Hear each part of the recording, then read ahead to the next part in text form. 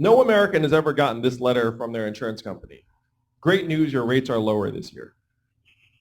Oh, it's like, how is this possible? And none of us have ever gotten that letter. It's because our healthcare system's not designed to make us healthier. What's it designed for? Maximal revenue and profits for the drug companies, the device companies, and the private insurance companies. That's why we are being driven to distress.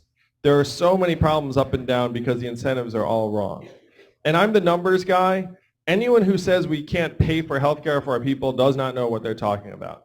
We are spending $3.6 trillion a year now, twice as much as other countries, to worse results.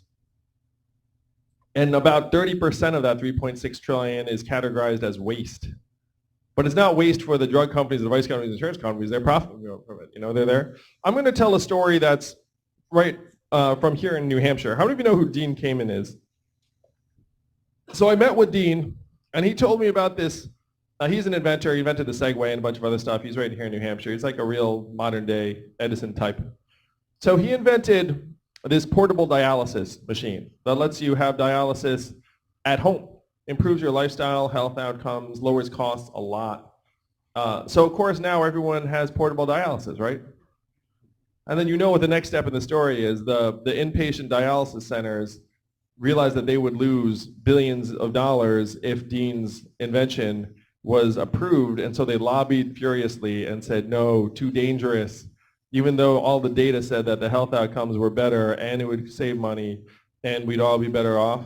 So right now, people still have to go to the inpatient dialysis centers and get plugged in to the detriment of all of us, because it turns out that that process is a lot more expensive than sending them home with a box.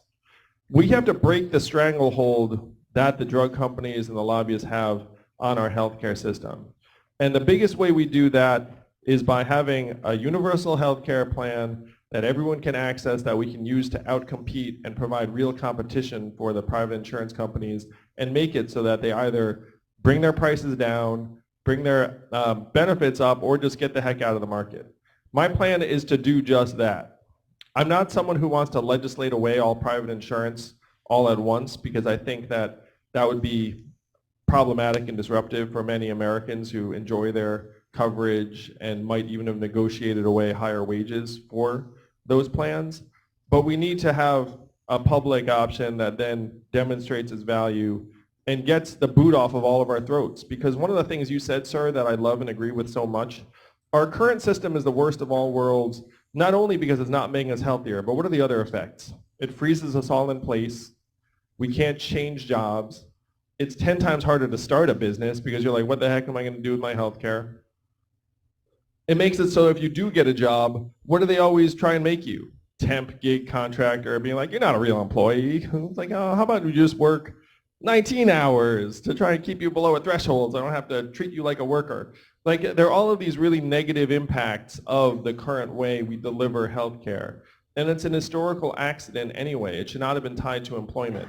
We're the only developed country that's still in this bind, and we have to get ourselves out of it, because it's the number one cause of bankruptcy.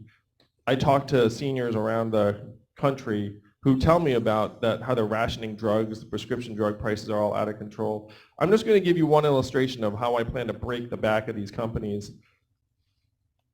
Drug companies are charging us 2, 3, 4 times as much for the same drugs that they're charging citizens of other countries like these lower rates for. And we subsidize the development of those drugs. I mean, that's clearly wrong. So here's a 5-part way to get the drug prices down and under control. Number 1, the government has to be able to negotiate for lower prices, which right now they cannot because the lobbyists are too powerful. Number 2, they cannot charge us more than they charge citizens of other countries. Very reasonable. Number 3, if they fail in number 2, then we can forcibly license that drug from them. And number 4, manufacture it in a public facility. Number 5, we're allowed to import drugs from other markets for competitive pricing. Do you think that this would work to get the prices down? Yeah, this is the only way it would work, because the drug companies do not care about us, they just care about the bottom line. The only way you can change their behavior is if you hit them in the bottom line. So we have to do that and change the incentives throughout the system, because right now they're just trying to gouge us at every turn.